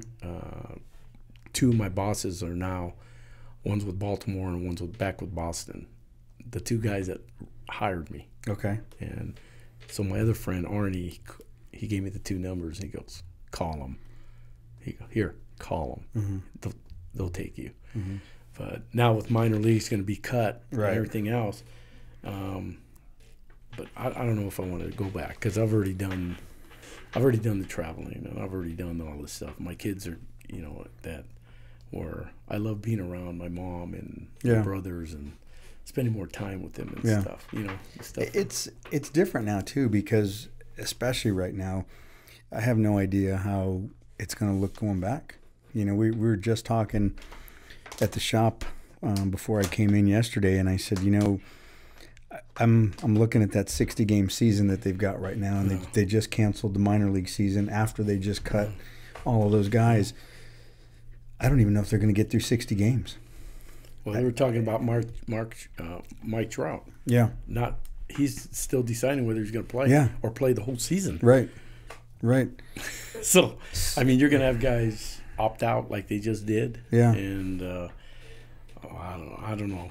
It's like I said, it's hard to say. And for us, like the college, they just went all online. Right. So I know I won't be. I've been on the campus once for the last 16 weeks. Yeah. One time. Yeah. But like I got my batting cage in the back. Yeah. I get to do things that other people. I'm lucky. Yeah. That I know. Yeah. That I'm doing this and putting this stuff together and everything else. Yeah. So. Well, and there's not as much uncertainty for you right now. No. You kind of, it's just making some decisions, and it's a definitely a difficult time. And like I mentioned, the two guys that I have helping me, John and Jason, we had conversations about going back and coaching at the high school level, and they're both about the same age as my daughter, and I said, I get that point where you love it, but you get to that age where there's other things that you want to do, and for them, I like going over things with them as far as coaching, and it's a whole different aspect. I said I like the fact that this routine still has some differences because there's the personalities that come in with the kids, and I still have the camaraderie because I'm around baseball guys. And so I said I don't know what high school coaching is going to look like when we do go back for you guys. It might be something totally different than what you loved about it. You might have to make all these different considerations. It's just so many certain things. So if anything else, now is the time to kind of look at other options and kind of explore different things you want to do. Well, there's a lot of, and that's the thing. There's a lot of things going on now on whether I want to do, like for myself, do this or do that. But I don't feel like it's the most important thing in my life right now. You know? I mean, I'm getting to that. I'm getting there where I've done so much, and that's what my mother says. She goes, "You know what you've done? Do you know what you've done? Where you've been? Mm-hmm. You need to take a break." And I said, "Well, I'm not done with what I want to do." Yeah. And she gets it, and that's what she always says. "Oh, you're just like your dad," because my dad was always like that. I got to finish. Yeah. I want to finish. There's the end of the race, and I'm not done writing my books. I'm not writing. I'm doing this. I'm doing that. And she's always worried about me. Yeah. Because I'm the oldest. So she's always worried about me. And stuff. So, but this is good.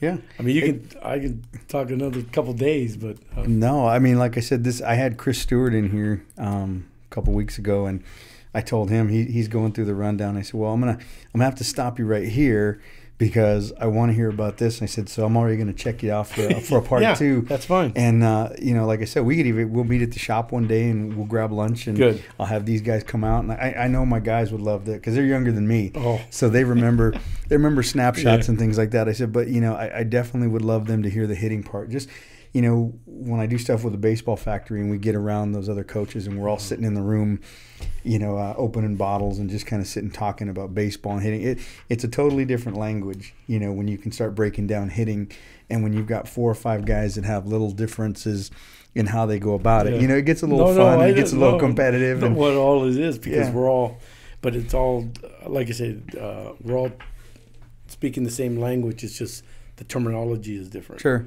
So you kind of just want to put it together where this, and this, and this.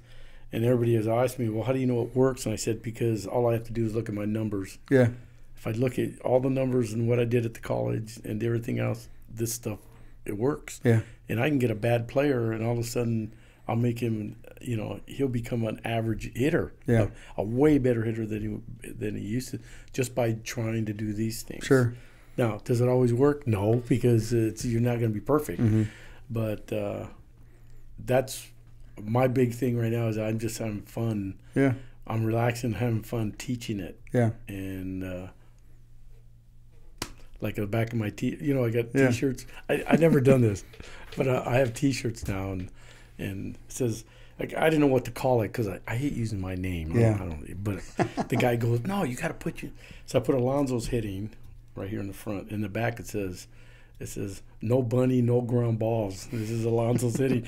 But that's my joke. Yeah. That's what that's what I've always thrown up. Mm-hmm. You know, hey, what do you, somebody asked me one day, he goes, what was the least amount of bunts you did? And I said, I think we bunted 4 times one year.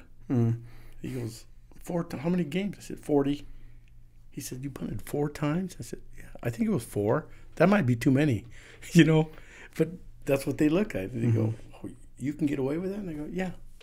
But I'll tell you why. It's not that I didn't put the bunt down. It's because how we did it. Mm-hmm.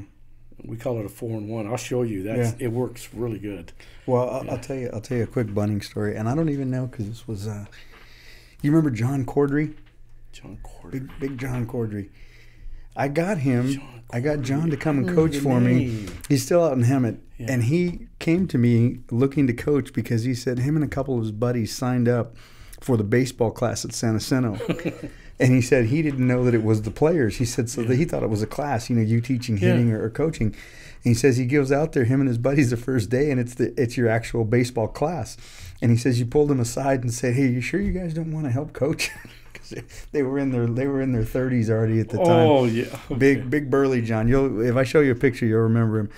But so he came out and he was coaching my freshman team one year, and the only reason I liked doing the bunting is because I wanted to get the guys to control and and I said, look, I want them to show me that they can take charge of something. If they can't control the barrel, they can't control their throws, they can't control their glove, at least they can put the bat and ball together like this. So I said, I want you every game this season, I want you to lay down at least 5 bunts, 5 successful bunts. I go, I don't care if they're sacrifices, whatever. I just want you to call it on different guys and have them do it. Comes back, he gets off the bus, and I said, hey, I heard you had some problems. I forgot where he went. And he goes, yeah. The other coach got pissed at me. And John wasn't a coaching guy. He's just a great, you give him a project to do, he'll do it. He says, we mercied him 22-3. And I said, well, he goes, but we put down 27 bunts. Yeah. I said, why the heck did you do that? He goes, because it was working. I go, okay, well, the next, I'm glad you did that. We got 18 bunt hits or something like that. He goes, every time they picked it up, they threw it, and we'd go to second, go to third, and I go, okay, and here's why they were mad at you. Yeah, why? Yeah, and I said, but the other part is you did what I asked you to do, so good job on that. But it's just a funny with that bunt story because he had no idea he was cheesing him off. He goes, hey, it worked once, let's just keep doing it. But it's a funny story about bunting. But anyway, we'll check you in for a part 2. We'll sit down and have a hitting. You got to add to those 3 a coaching manual. A philosophy coaching manual. Is there already a 4th one in plan, or? No, that somebody asked me that the other day about how come you put something together, and I said, well, I'm trying to put it together and figure out how I want to put them together. Yeah, because I've already have a book. Okay, I have a book, a coaching book. Yeah, and that's when I was with the Expos, I put it together with pictures and the whole bit. Mm-hmm. But I'm trying to update that thing. Yeah. Yeah. But my hitting manual is the one that I really is really nice. But the one I really want to do is that the archive that every kid that's played for me from 1987 to 2019. I have a big old book that. Yeah. It's really memories, man. Yeah. You gotta see me. I pull out this stuff and it's just picture. I have picture after picture. Of guys and articles. Remember the press used to write all sorts of great articles. Yeah. And all the playoffs, all the stuff that we've had and everything, how the times, just the fun times, just the good times and stuff that, used to be, it was good. Yeah. All the coaches and it's kind of weird because there could have been a lot more, I think. Things if I would have just chose to do, but I didn't, and now I'm just trying to do some things that I didn't do. Yeah, and because everybody goes, oh yeah, don't you remember? Yeah, we used to go hiking and all this. But man, I never had time for that. Yeah, I was gone. Yeah. I was gone all summer, and baseball come back do that, come back, come do that, come back, do that, but right now it's totally all family. Right, I've been really, really, like my brother, and my brother just retired teaching from Mountain View High School in El Monte. Okay. So, and then my other brother's a contractor, and we're real tight. We take care of our mom. We stay over there. Like tomorrow's my day, so we do things of that nature, and try to make, like you said, try to make it family. And I think I've always felt that way with the team. Yeah. Hey, you got something to say to me, tell me. I go, doesn't mean I'm gonna like what you say to me, but sure. And that's okay. I don't have to like you. This is I don't. You're just playing baseball. I'm trying to show me the right thing to do. Sure. So I want to thank you for the first part right now, for letting me speak, let me do things. No, it's good. It takes a lot of stuff off. It was a pleasure, man. Like I said, I'm more eager to sit down and hear the rest of it. Honestly, and that's one of the things too that I try to, I guess as I get older, you start to try to impart things on younger coaches and younger players, and try to get them to understand, hey, there's people in front of you that have gone down that bumpy road, and they've got things to give you to keep you on the smooth path. So don't always put that away, And I love sitting and talking to coaches and guys that have gone on longer and figuring out, how did you do it?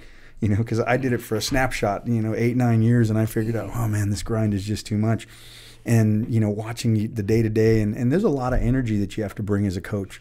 And it's a lot like you hear people talk about show business, hey, every day, whatever happened in the classroom before you get to practice, I got to switch it on. And because those kids are looking for you to get them motivated and get them fired up about work. Well, one of the things that I have, and this is a good thing, that I have two friends in Major League Baseball still, two guys that are really close to me, and I get to talk to them. Okay. So whatever's going on up there, they relay back to me, and because I ask some questions. Sure. And it's funny, they both end up with the Mets. They're both with the Mets right now. And I just talked to them because I just sent them I sent them pictures of the T-shirt, and they were all over me about the T-shirt. And stuff. But they explain things to me, and they go, "Are you sure about that?" Yeah, this and this. So we get to keep updated, which is good to have, because if I'm trying to read things and do things, I hear it from the mouth, from their mouth, and it's a good thing and stuff. So I'm really appreciative, and I tell them too, thanks, for letting me know, because I just tell them, I go, hey, what do you think of this? And they'll text me back, maybe you should do this, or maybe you should do that, and stuff and everything, and it's good to get that feedback. So I get a little help, which is good, and I just revise things. And every time I see it, I try to revise the wordage, the terminology, what do I use, what's easy for them. And I always grab the parent and I said, listen to what I'm saying. Yeah. Here's the numbers. Here's what you want to see. Here's what you're looking at. Here's the terminology. You need to understand this. I said, because I don't want you out in the stands yelling at this kid and he don't know what you're talking about because you're telling him something else. And I know his coach is going to say something else. Sure. But that's okay. Yeah. I said, all you're trying to do now is look at what I'm trying to show you here. And then if you want, you can ask me any, because I've been asking every question in the book. Yeah. About, if he does this, how about if he does that and do that? And I always tell the parent, I said, the kids have to swing the bat. They have to swing the bat. They cannot sit here and watch. They got to swing the bat. Yeah. Play offense, not defense. Right. And another thing, remember, they're going to strike out. They're gonna miss. Yeah. I said, so you can't get on them for that. They gotta, they're working hard and everything else. So, and hitting is difficult to do. Sure. So all we're trying to do is get them on the right path. Right. Like you said, right path, go forward. Sure. Okay.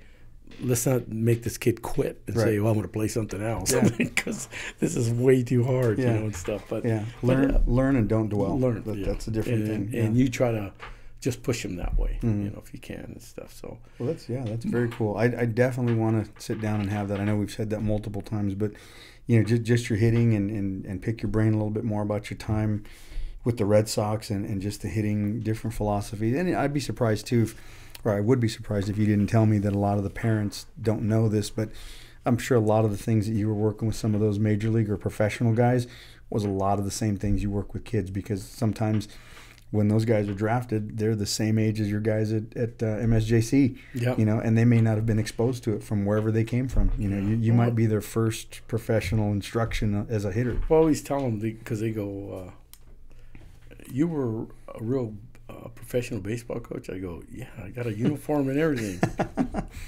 You know, just like, Yeah. you know. So I tell them, just Google me. Yeah. And when they Google, my baseball cards come Okay. up sometimes. And I always tell them, they go, you got a baseball card? And I go, yeah, I got 5 of them. Mm-hmm. The other 3, I was late. So You didn't get them taken. Well, what happened was they take the pictures right away. Right when it fit. And I used to get there like 2 days late or something. And but I got 5 cards, which is really nice. And people still send them to me so I can autograph it. And I have all my Red Sox stuff and my uniforms and everything else, and jackets, Expo uniform. I got some beautiful stuff, and I don't know what, it's just sitting there. Yeah. I look at it, and I got I don't wear any stuff like that. I got all my stuff. When I got everything, everybody looks at me. I had never worn my Boston Red Sox jacket. No. Wow. My brand new one. Yeah. It's in my, and they said, how come you don't wear it? And I go, I just don't wear it. You know, they say, people used to chase me around in the airport looking for an autograph, because they said, you're a Boston Red Sox? And I go, yeah, I'm just a coach. I'm trying to run away. And everybody says, oh, yeah, you know. So but that was one of the highlights, too. I used to sit there and just sign autographs all day. Yeah. I didn't every kid that wanted one, I gave them one. Yeah. And stuff, and then I get sent cards all the time to the college. My cards, and I sign it, and stuff. But it's hard to do that now because people. So I sign it 3-4 different ways. Okay. Because you don't want to get caught with somebody forging your name and stuff, because you're using that. But I get a lot of BYU people from Utah sending me cards, because they're BYU guys, and I work professional ball, and they want to do the both. Yeah. And I just found 3 cards in my truck. I was cleaning it out, and I found 3 envelopes. Oh, but I was afraid, you know, I'm afraid to send them back with my signature on it. So, but I mean, those are the good things. You're looking at it and going, "Oh, you're really one of those guys?" I said, "Yeah." Yeah. I said, and I'm going to try to teach you what I was taught to do it this way. You know? Yeah. But Cabrera, J.D. Martinez, those are the guys that Manny Ramirez, those are the guys that I read, that I got to actually see, and them talking and them saying things that other people didn't say. Sure. And it was so easy. They made you feel like, oh God, I'm embarrassed. I'm overcoaching. Yeah. I'm overdoing things. Sure. And they made it as Victor Rodriguez. He was you can look him up. He was Carl Ripken's backup. Okay. Yeah. And he had the most hits in the minor leagues. And this guy was so. After he talked, I go, "Is that it?" And he goes, "That's it. Now we work at it." And I said, "That's it?" He goes, "Yeah, that's it." He had like 8 points of hitting. And I cut it to 6, and I could make it 8, but everything went by a number. Right. And it was easy. It got to be easier, because now you do that, and then now you make adjustments per number, and it worked out really nice. I just haven't. And I used to write things. They made us do this. They take out a little thing, and I'd be writing things down. So I have hitting cards on every kid. I used to send it to Boston every night. Wow. Every night we had to sit there and grade the hitters every night, and I did that for 3 years. Evaluate. Yeah. So that's my job. I had 8 charts on the wall. I had to do their team and our team. Yeah. And their team was for future drafts. Right. If we had trades, and so that's what I was doing. That's what they taught me. So I was that guy, and they liked it because I was able to keep it up, you know, do this and do that. They built me a cage down in Low, brand new hitting cage underneath the stadium. We broke the offensive records the first year, and he goes, "What do you want?" And I said, build me a cage right there. And they did. They built me a big old cage. It was nice. It was nice. They thought, but I was a college guy, so I went to the hospital, talked to parents. See, I was doing all this stuff. Yeah. And that's why they liked me. They liked me because I was. They have to yell at me, take me off I was dragging the field, and they yell at me to get off. We got guys for that, yeah. Yeah. So, what are you doing? I'm in my uniform. Yeah. That's what you're used to doing. Yeah. Get out of there. Get out of there. Yeah. Tell me. I said, I'm bored. It's amazing. Like I said, those are all things that people don't understand. You know, the job. They just think you're out there on the bases and game's over. You go home. There's a lot of other work. And it's so. It used to be. I don't know how much it is going to be going forward now, but it was just so much visual and written work, you know, about it. Notes on notes. And I don't think everybody knew that. Right after the game, we had to grab the charts and start, writing it more down and stuff. And that's why I had this thing, because I had to write everything down. And I'll show you the sheets that I had. I still have them. I have eucalyptus. Wow, okay. Yeah, and I graded them out, and we had to do that, say which guys were you going to release, which guy. I mean, they had us do that. But they liked me. They didn't want to get. They didn't. He was upset when I quit. Yeah. Yeah, but because they liked the way with the kids. Yeah. And they were my age group, and they're fun, and I had a good time with them, you know, and stuff. So, but we better end now, huh? Well, I'm going to give you a pass. I took up too much of your time, Coach. I could, like I said, I could sit here and just keep asking questions all day. But so I'm gonna thank you for again your time and coming down, and definitely gonna book you for a part 2. And like I said, we'll do it over lunch, and I'll have you at the shop. I'll save you a little bit of the drive. No. Maybe the next time the Mission Inn will be open, we can do it over there. Yeah, no, it's fine. Whenever you want me. So, because I mean, I'm not getting back to school till January anyway. Now, I'm at home. Yeah, that's true. I mean, with school, we can definitely set it up. Like I said, I'll see how mobile these guys are. We did a podcast out of Newport not too long ago for Chihuahua, so I'm sure we can get them out there somewhere. You know, all my relatives are from there. Are they? From Chihuahua. Oh man, they're trying to do something with the country. They're trying to get them Aztec blood. Yeah, that's what I have. We're all from there. No, that's cousins. Good. That's what keeps the youthful look. You know, all the Hispanics have that skin. But we'll definitely set up a part 2, maybe even a part 3 once the books come out. But again, I want to thank you for coming out. No, listen to me. I really appreciate it. This was fun because I got to say things that I haven't talked about in a long time. Coach, we got this. I'll spread it around and I'll send you this. And hopefully, what I'm going to do is we'll eventually put the whole thing on like Spotify, Apple, or something, so we can get it all out. But for right now, it'll go out to my few people that watch it. But I get good feedback from other coaches. They like listening and watching, and hopefully we give you guys some interesting some topics to listen to. But again, thanks for stopping by. And again, I want to thank our sponsors, Chihuahua Cerveza, 100% Media, and Adam Schwartz. And until next time, we'll see you.